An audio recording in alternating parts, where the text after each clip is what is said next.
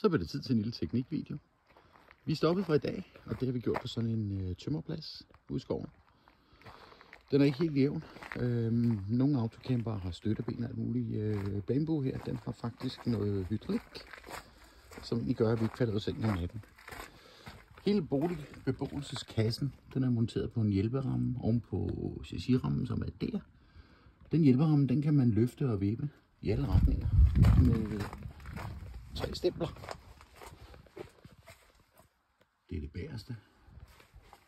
Og så har vi et herovre. Det er med sensor og alt muligt.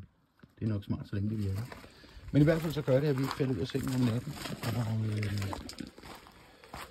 det er ikke noget, de fleste Expedition Trucks har. Det er selvfølgelig også noget, der vejer lidt. Men det er lidt med rart, når man holder stedet der i videoen. Og det hele, det trimmer den faktisk selv.